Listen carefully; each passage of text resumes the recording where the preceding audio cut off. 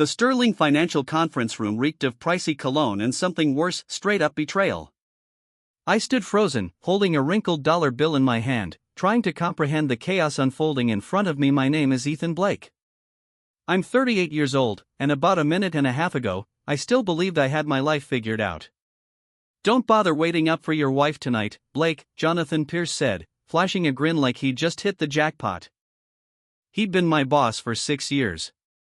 "I'll make sure she's very well taken care of." Every executive in the room was watching. 23 people in custom suits stood there holding champagne glasses, their expressions split between disbelief and barely hidden amusement. And then there was Laura, my wife of 11 years, perched comfortably on Jonathan's lap as if that's where she belonged. Her cheeks were flushed. I couldn't tell if it was the alcohol or the shame. What I did know was this: she wasn't getting up. She didn't resist. She remained calm, showing no concern for my feelings. I was the one who brought her to this party. I was the one who introduced her to everyone in that room. I'd even bragged earlier about her recent promotion to senior marketing director at her firm. And now she was turning me into the biggest idiot in Chicago. If you're hooked on this story so far, hit subscribe, drop a comment with where you think this is headed, and smash that like button, because trust me, you won't want to miss what comes next. I glanced back down at the dollar bill. Written across it in red ink was a single word: rental. It felt like I was being treated as insignificant, like my dignity had been put on sale. I noticed a personal item in my hand, a gift I had given her, and felt the full weight of betrayal. My hands began to shake. Not from sadness. Not even from anger yet. It was disbelief, pure, overwhelming disbelief, that this was real. That my boss had just humiliated me in front of the entire leadership team. And worse, that my own wife had gone along with it. "Ethan," someone said softly. It was Emily Lawson, the CFO, stepping closer with genuine concern in her eyes. "Are you okay?" I wasn't okay. But beneath the shock, something else started to take over, something cold and focused. It was the same instinct that kept me alive growing up poor on the South Side. The same drive that pushed me through state college while juggling 3 jobs. The same mindset I developed working in finance, where one bad decision could erase everything overnight. "I'm fine," I heard myself say, even though my voice sounded unfamiliar. Flat. Distant. "I just need to make a phone call." I walked out of that conference room with every pair of eyes tracking me. I rode the elevator down 43 floors in silence until the doors opened at street level.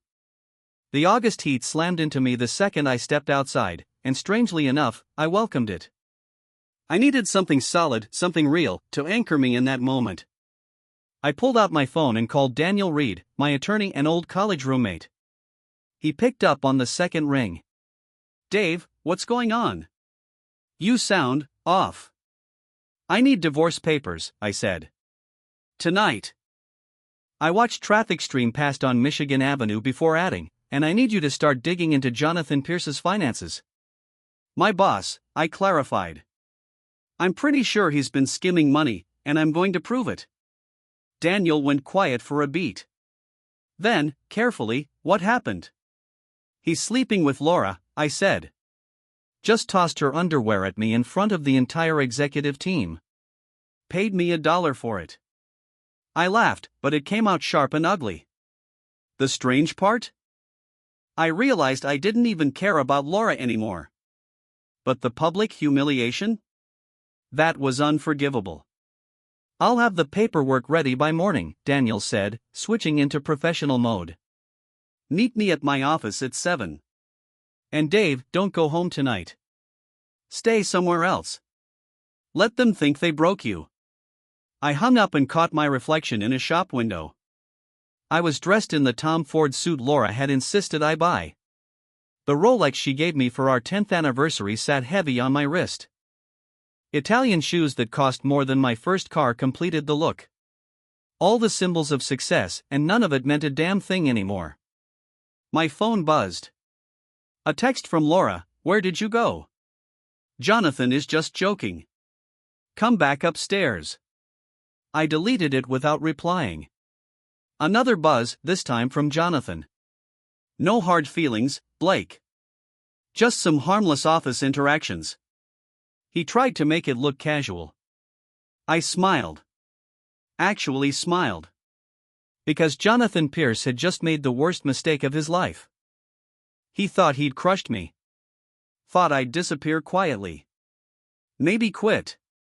Definitely stay too embarrassed to ever challenge him again. What he didn't know was that I'd been quietly building a file on his activities for the last 8 months. He didn't know I'd found discrepancies in the acquisition accounts. And he sure as hell didn't know I'd been waiting for the perfect moment to expose him. And he just handed it to me on a silver platter.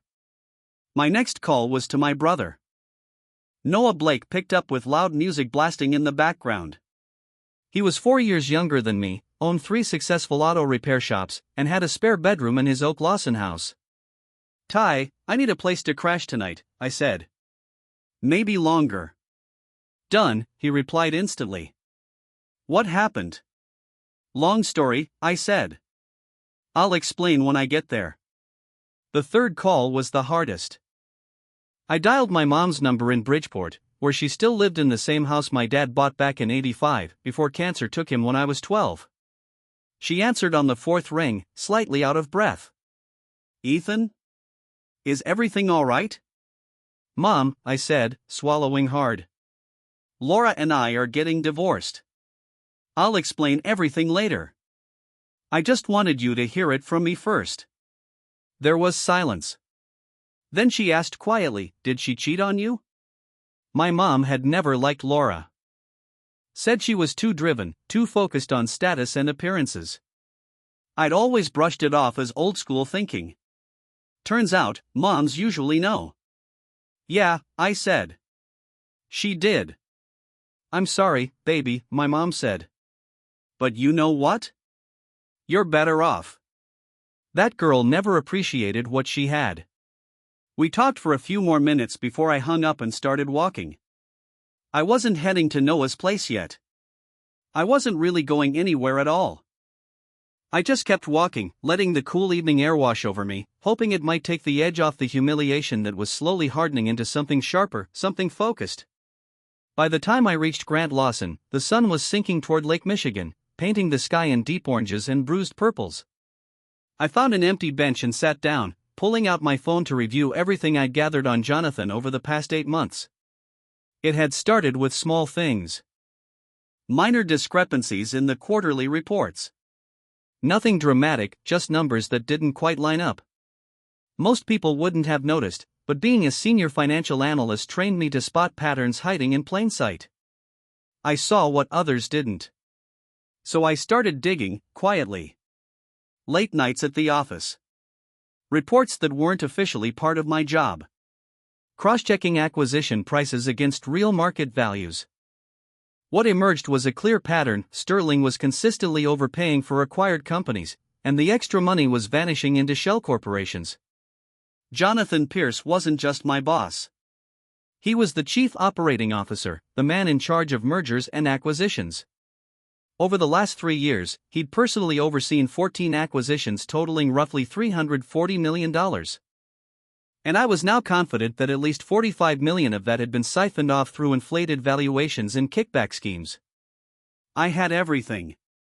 Detailed spreadsheets. Bank records obtained through completely legal channels. Emails Jonathan had foolishly sent from his company account.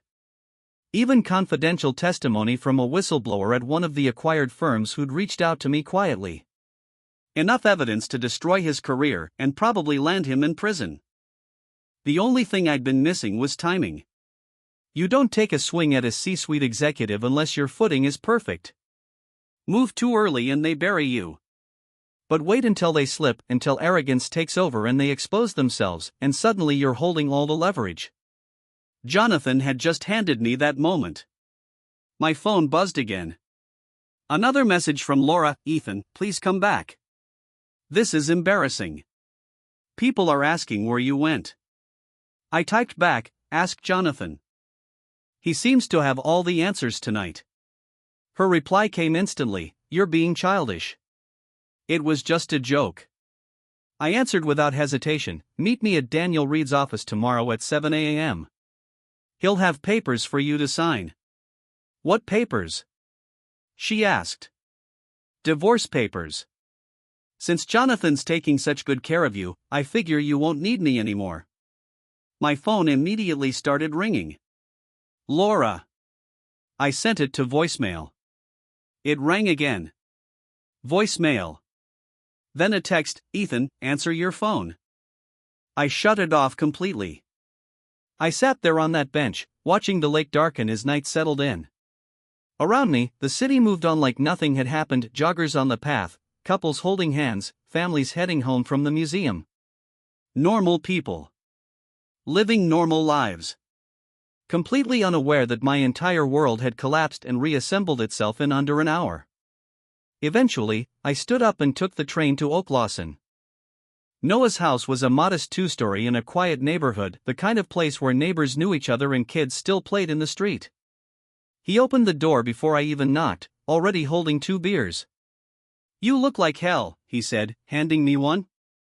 "Feel worse." We sat on his back deck, and I told him everything. Not just about tonight, but about all 11 years with Laura. How we met at a charity fundraiser. Her working for a non-profit. Me desperately networking for better career opportunities. How she seemed perfect, driven, smart, stunning. How I proposed after 6 months because I was terrified someone else would grab her first. Red flag number 1, Noah cut in. Never marry someone because you're afraid of losing them. You marry them because you can't imagine life without them. There's a difference. He was right. Looking back with the brutal clarity that only comes after devastation, I could see it plainly. Our relationship wasn't built on love, it was built on fear and competition. Laura wanted a successful husband who could bankroll the lifestyle she wanted. I wanted a trophy wife who made me look like I'd made it. We both got exactly what we asked for. And it turned out neither of us wanted it at all. "So what are you going to do?" Noah asked once I finished. "Destroy Jonathan Pierce's life," I said calmly. "And divorce Laura with maximum prejudice." "That's my brother," he said, clinking his beer against mine. "Need any help?" "Maybe," I said. "Depends on how ugly this gets." That night, I slept better than I had in months. No tossing. No staring at the ceiling at 3 a.m. worrying about work. Just deep, dreamless sleep in Noah's guest room, the kind that comes when you finally understand exactly where you stand. At 6:30 a.m., my phone powered back on and exploded with notifications. 17 messages from Laura. 5 from Jonathan. 3 from Emily Lawson. Even one from the CEO's assistant asking me to call the office immediately. I ignored all of them and drove straight to Daniel Reed's office in the Loop. He was waiting with coffee and a thick manila folder. "The divorce papers are ready," Daniel said, sliding them across the table. "Illinois is a no-fault state, but with clear evidence of infidelity, we can push for a favorable division of assets." "How much are we talking?" I asked. "Joint savings is around $180. The house is worth about $650, we owe $420. 2 cars, both paid off. Her 401k has $90,000. Yours is around $240. Daniel nodded as he wrote. "Any prenup?" "No." "Kids?" "No," I said. "Thank God. That simplifies things." He looked at me carefully. "Dave, I have to ask, are you sure? Sometimes people do stupid things when they're drunk." "Daniel," I said, cutting him off.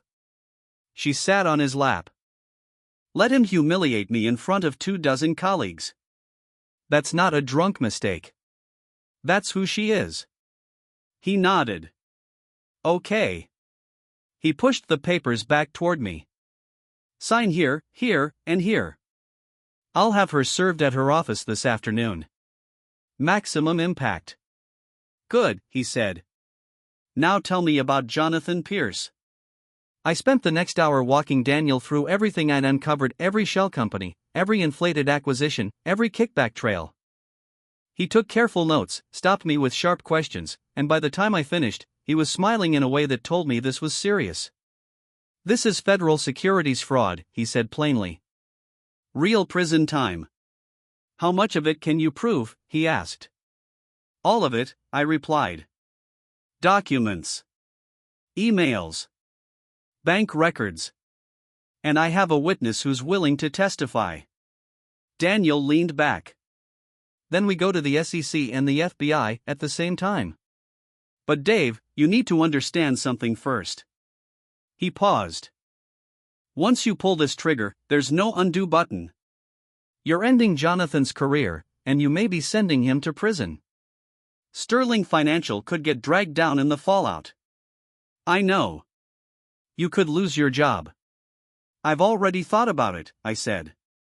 "All night, actually." And somewhere between the humiliation and the anger, something had clicked. The job that had defined my entire adult life suddenly felt empty. What was the point of success if it cost you your dignity? "Do it," I said. "Today." Daniel nodded. "And Laura? What about her?" I said. "She made her choice." Right on cue, the conference room door flew open. Laura stormed in, hair messy, still wearing the dress from the night before. Her makeup was smeared like she'd been crying or hadn't slept at all. Behind her, Daniel's secretary stood flustered. "I'm so sorry, Mr. Reed," she said. She just pushed past me. "It's fine, Angela," Daniel said calmly, waving her away and closing the door. Laura stared at me, a mix of anger and desperation twisting across her face. "Ethan, what the hell is wrong with you?" she snapped. "You won't answer your phone. You disappear all night. And now I find out you're filing for divorce?" "Sit down, Laura," Daniel said in his professional voice. "I have papers for you to review." "I don't want to sit down," she said, turning back to me. "Ethan, talk to me. We can fix this." "There's nothing to fix," I said evenly. "You humiliated me in public. You chose Jonathan Pierce over our marriage. Now you live with that choice." "It was a joke," she said quickly. "Jonathan was drunk. I was drunk. It didn't mean anything." "Then why didn't you get off his lap?" I asked. "Why didn't you tell him to stop when he threw your underwear at me? Why didn't you defend me in front of everyone?" She had no answer. Or maybe she did, but she couldn't say it out loud. Because the truth was, she'd enjoyed it. The attention. The power. Having influential men compete for her. Watching me shrink. "I made a mistake," she said finally, tears starting to form. "People make mistakes, Ethan. You're supposed to forgive me." "I'm supposed to forgive you?" I laughed, shaking my head. "Laura, you didn't apologize. You called me childish. You blamed alcohol. You made excuses. You never once said you were sorry. You never admitted that what you did was wrong." Daniel slid the papers across the table. "Mrs. Blake, these are divorce papers. You're welcome to have your own attorney review them, but the terms are standard. Assets will be divided under Illinois law roughly 50-50. Mr. Blake is not seeking alimony, and neither should you, given your comparable income." Laura grabbed the papers and skimmed them. Her face drained of color as she read. "You're taking half of everything," she snapped. "After everything I've done for you? I supported your career. I networked for you. I made you look good at company events. And I paid for your MBA," I said calmly. "Supported you through 3 job changes. Bought you a BMW last year. I'd say we're even." "This is insane," she said, tossing the papers onto the table. "I'm not signing anything." "That's your right," Daniel said. "But the divorce will proceed regardless. Illinois doesn't require mutual consent. Signing just makes it faster and cheaper." Laura looked at me then, not angry this time. Something closer to real emotion. "Ethan, please. Don't do this. I love you. No, I said quietly. You love what I represented. The successful husband. The house. The lifestyle. But you don't love me. If you did, you never would have done what you did last night. She stood there for another moment, then snatched the papers and walked out without a word. That went well, Daniel said dryly. Better than I expected, actually. Oh, she'll fight, I said. Give her a few hours to process, then she'll call her attorney. That's when it gets ugly. He checked his watch. All right. Let's talk about your meeting with the SEC. I've got a former law school friend in their enforcement division. She's expecting our call. By noon, I was sitting inside a federal building downtown, laying out Jonathan Pierce's crimes to 2 SEC investigators and an FBI agent. They listened closely, asked precise questions, and by the end of the 3-hour meeting, they requested copies of everything I had. Mr. Blake, the lead SEC investigator, said, "This is extremely serious. If your information checks out, we're looking at multiple felonies: securities fraud, wire fraud, possibly money laundering. But I need to be clear with you," he continued. Going after a C-level executive at a major firm gets ugly. They'll attack your credibility. Dig into your personal life. Are you prepared for that? My personal life blew up last night, I said. They can't hurt me more than I'm already hurt. The FBI agent, a woman named Hannah Wu, who looked far too young for the authority she clearly carried, leaned forward. There's something else you should know, she said. We've been quietly investigating Sterling Financial for 6 months. Anonymous tip about irregularities in their M&A division. But we didn't have enough to move forward. What you've brought us could be exactly the break we needed. That surprised me. Someone else reported them? Can't say who, she replied with a slight smile. But your timing is very good. Almost like someone wanted Jonathan Pierce to get arrogant enough to expose himself. I thought about Emily Lawson, the CFO who'd looked genuinely concerned last night. Thought about how she'd been passed over for promotion twice when Jonathan was elevated instead. And I wondered if she'd been the one who tipped off the feds, then waited patiently for Jonathan to hang himself. How long before you move on this? I asked. That depends on how quickly we can verify what you've given us, the SEC investigator said. Could be a few weeks. Could take months. He looked at me seriously. In the meantime, you need to act completely normal at work. No changes in behavior. Don't tip anyone off that you've spoken to us. Can you handle that? I can, I said. As it turned out, I wouldn't have to. By the time I got back to my car, I had a voicemail waiting from Sterling Financial's HR director.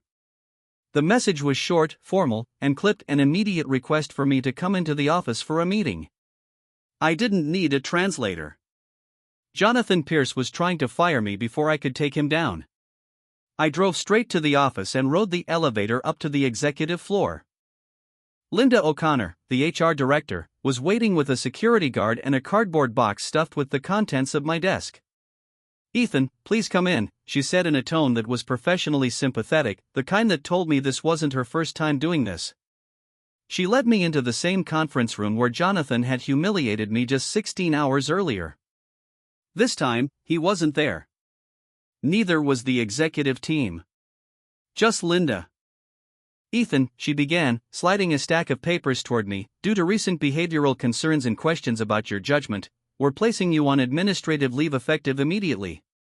You'll continue receiving your salary for 30 days while we investigate allegations of workplace misconduct. What allegations? I asked. I'm not at liberty to discuss specifics, she said, but your behavior at last night's event raised serious concerns about your professionalism. I almost laughed. They were punishing me for being humiliated, for being the victim of Jonathan's public spectacle. The logic was so backwards it was almost impressive. Let me guess, I said. Jonathan Pierce filed a complaint against me. I can't discuss who submitted what, she replied. But I need you to sign these papers acknowledging the leave and return your access card. I didn't bother reading the documents. I signed, handed over my badge, picked up my box, and walked out of Sterling Financial, assuming it would be the last time. The security guard escorted me to my car like I was some kind of criminal. People I'd worked alongside for 6 years stared down from the windows, probably wondering what I'd done to earn the walk of shame. I loaded the box into my trunk, slid into the driver's seat, and sat there for a minute trying to process how fast everything had unraveled. Then I called Daniel Reed. "They fired me," I said. "Actually," he corrected calmly, "they put you on administrative leave." And that's the dumbest move they could have made. Why? Because now you've got a retaliation claim on top of everything else. You raised concerns about financial misconduct, and they responded by removing you from the building. That's textbook retaliation, and it's going to cost them millions. I started laughing. I couldn't stop myself. In less than 16 hours, I'd lost my wife, my job, and apparently my sanity, because I was laughing alone in a parking garage like a lunatic. "Dave, you okay?" Daniel asked. "I'm great," I said honestly. "I'm absolutely great. Call the SEC and tell them Jonathan Pierce just fired the whistleblower. Let's see how that plays." I hung up and drove back to Noah's place, where I spent the rest of the afternoon stretched out on his couch, staring at the ceiling, wondering how my life had blown apart so completely and why, underneath it all, I felt lighter than I had in years. The next 6 weeks passed in a haze of legal meetings, depositions, and watching my old life crumble from a safe distance. Laura hired an aggressive divorce attorney who immediately went after everything: house, cars, half my retirement, even my grandfather's watch that had been passed down for 3 generations. "She's going scorched earth," Daniel explained during one of our marathon strategy sessions. Classic reaction. Post-infidelity guilt turning into rage. She can't admit she was wrong, so she's trying to turn you into the villain. Meanwhile, the SEC and FBI investigation into Jonathan Pierce was moving faster than anyone expected. Within 3 weeks, they froze Sterling Financial's assets and served subpoenas on Jonathan, the CFO, and 6 other executives. The story broke on a Tuesday morning in the Chicago Tribune. Major financial firm under federal investigation for fraud. I was sitting in Noah's kitchen, drinking coffee, reading about the dismantling of my former employer.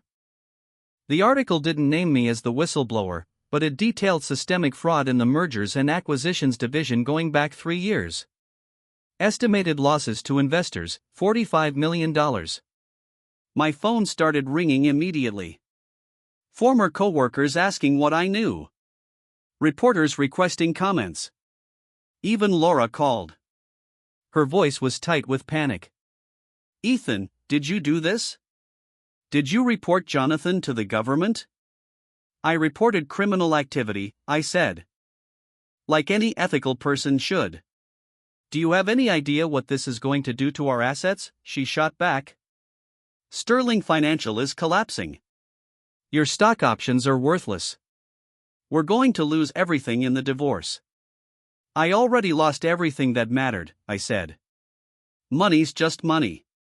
She hung up. The divorce took another turn when Laura's attorney discovered I'd withdrawn $90,000 from our joint savings the day after the party. In reality, I'd moved it into a separate account to keep her from draining it during the divorce. But her lawyer spun it differently.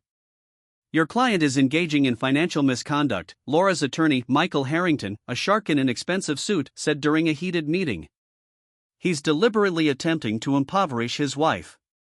"My client protected marital assets from being dissipated," Daniel countered calmly, "especially given that Mrs.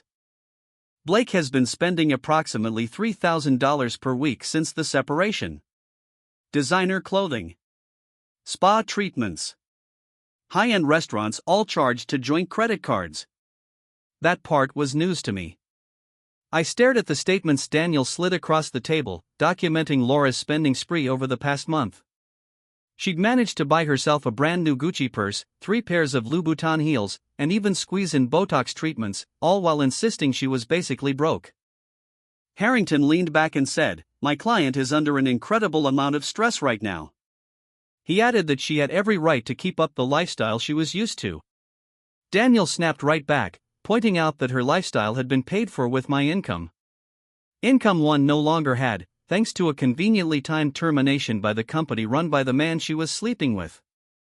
We locked eyes across the conference table, neither of us blinking, while Laura sat frozen between us, looking like she wished she could vanish into the chair.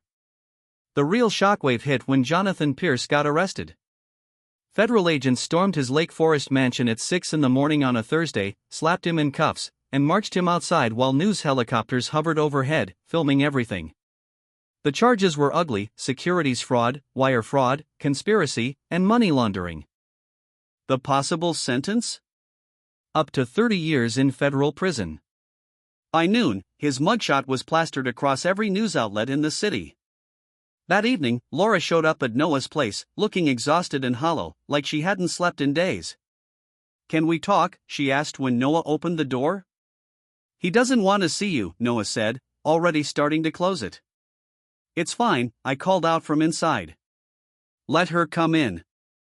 Laura stepped into the living room, where I was sitting on the couch watching nonstop coverage of Jonathan's arrest. She sat down on the far end of the couch, leaving a noticeable gap between us. After a long pause, she finally said, "I'm sorry for everything." She admitted I'd been right about Jonathan, about her, about the whole mess. "Okay," I said. "That's it?" "Just okay," she asked, clearly stunned. "What exactly do you want from me, Laura?" I said. "You want forgiveness? You want us to fix things? Because that's not happening." "I know," she said quietly. "I just needed you to know that I finally see what I destroyed, what I threw away," she said, wiping at her eyes. Then she told me Jonathan's attorney had called her earlier that day. They wanted her to testify that Jonathan had been with her on several nights when he was supposedly meeting with co-conspirators. They wanted her to give him an alibi. "Are you going to do it?" I asked. "I don't know," she admitted. "If I refuse, they could subpoena me. And if I lie, I could end up in prison for perjury," she said, letting out a bitter laugh. "I really messed everything up, didn't I?" "Yeah," I said. "You did." We sat there in silence for a few minutes while the news replayed Jonathan being led away in handcuffs for what felt like the 5th time that hour. "The house is going into foreclosure," Laura said softly. She explained she couldn't keep up with the mortgage on her own, and the bank refused to refinance with everything blowing up around her. "That's not my problem anymore," I told her. "I know," she said. "I just thought you should hear it from me." She stood up and told me she was moving back to Iowa. Her parents had offered to let her stay with them while she figured out her next steps, somewhere far away from all the gossip and headlines. "Good luck," I said. "You'll need it." She reached the door, then turned around one last time. "For what it's worth, Ethan, you deserved better than me," she said. "I hope someday you find someone who actually appreciates the kind of man you are." After she left, Noah came over and dropped onto the couch beside me. "You okay?" he asked. "Yeah," I said after a moment. "I think I finally am." The divorce was finalized 3 months later. Laura walked away with half of what little remained after Sterling Financial collapsed. I walked away with my freedom and a settlement from Sterling Financial's insurance carrier for wrongful termination. The payout was $1.